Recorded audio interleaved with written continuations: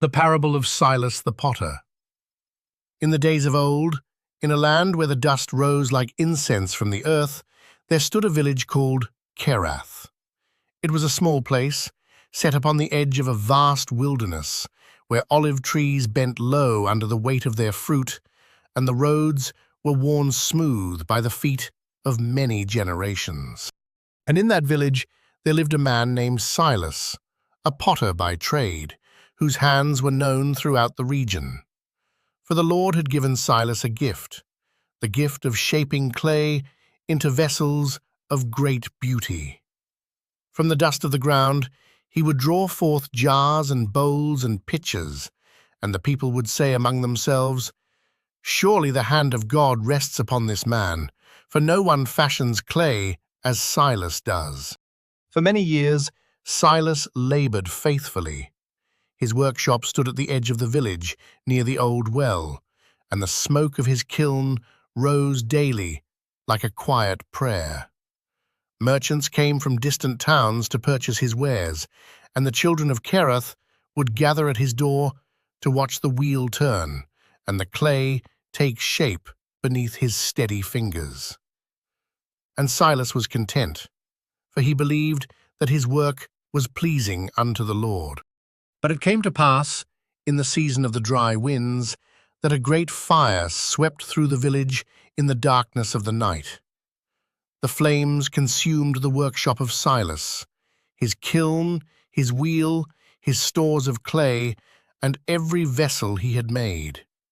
By morning, all that remained was ash and ruin, and the smoke rose not as a prayer, but as a lament. And Silas stood among the ashes and wept. He lifted his eyes toward the heavens and cried out, "Why have you forsaken my hands?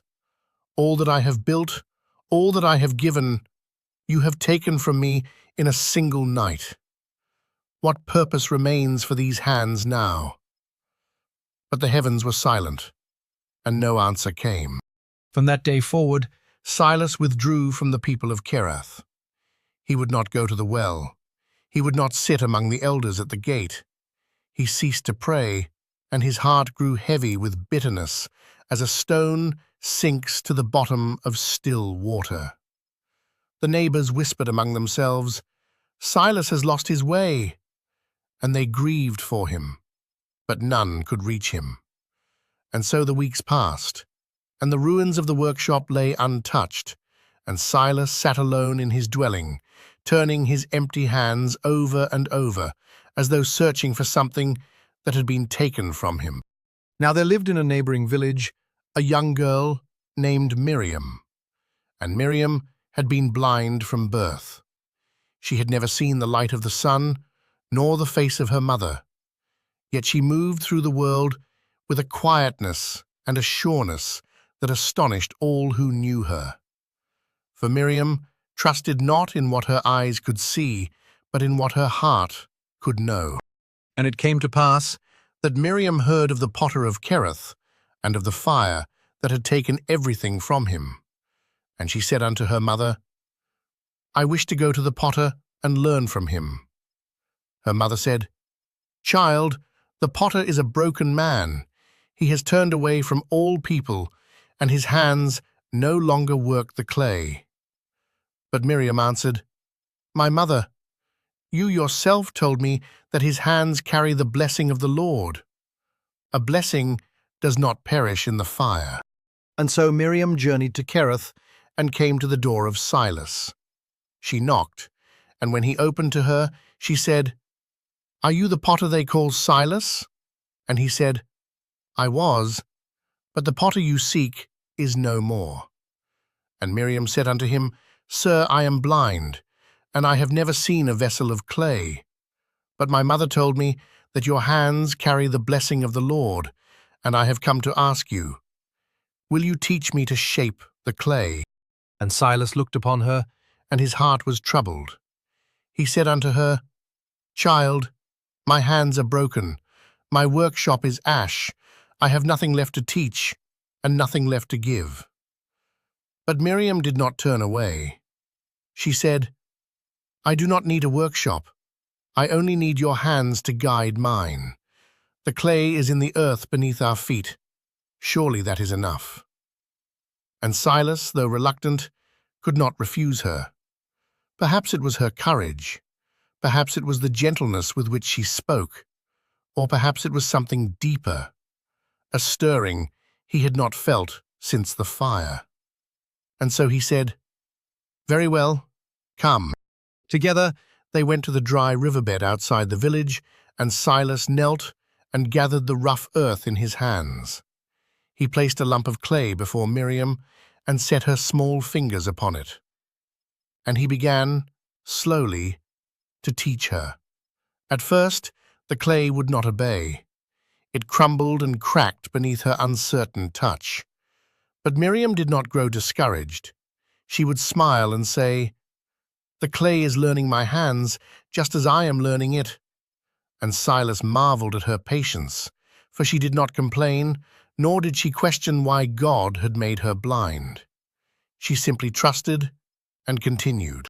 Day after day, Miriam returned, and day after day, Silas guided her hands upon the clay. And as he taught her, something began to change within him. The bitterness that had settled upon his heart like dust began, slowly, to lift. He found himself speaking again, not only of clay and form, but of the things he had long kept silent.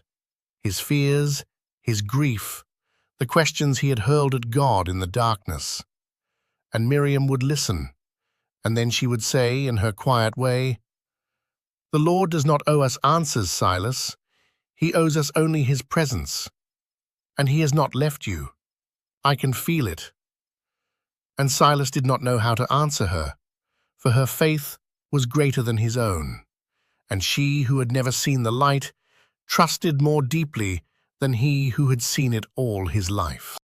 Then one morning, as the sun rose over the ruins of the workshop, Silas came and found a thing most wondrous.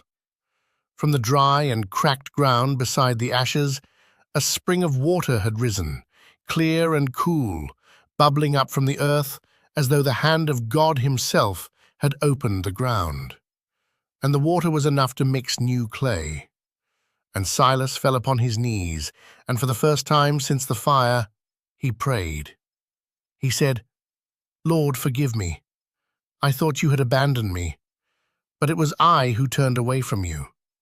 You have sent this child to open my eyes, though she herself cannot see. And now you send water from the dry ground, that I might begin again."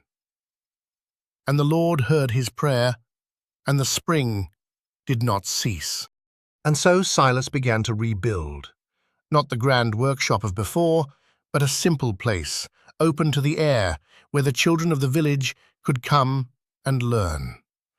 He no longer sought the praise of merchants or the admiration of distant towns. He shaped his vessels with humility, and each one, though simpler than before, was made with greater love. And Miriam continued to learn, and her hands grew sure and steady upon the clay. And the day came when she completed her first vessel, a small, humble pot fashioned with care and devotion. And when the people of Kerith saw it, they said, "Let this be the vessel at the well, that all who draw water may remember what faith and patience can shape from the dust." And so it was. Miriam's pot was placed at the village well, and it served the people of Kerith for many years. And whenever a traveller would ask about the simple vessel, the villagers would tell the story of Silas and Miriam, of the fire that consumed and the faith that restored, of the hands that were broken and the heart that was made whole. For even when the fire of trial consumes what we have built, the Lord does not abandon his children. He reshapes us, as the potter reshapes the clay, into vessels of greater purpose. What the fire destroys, grace rebuilds. What sorrow empties, love fills again. For thus saith the Lord, "I know the plans I have for you, plans to prosper you and not to harm you, plans to give you hope and a future. Blessed be the name of the Lord, now and forevermore. Amen.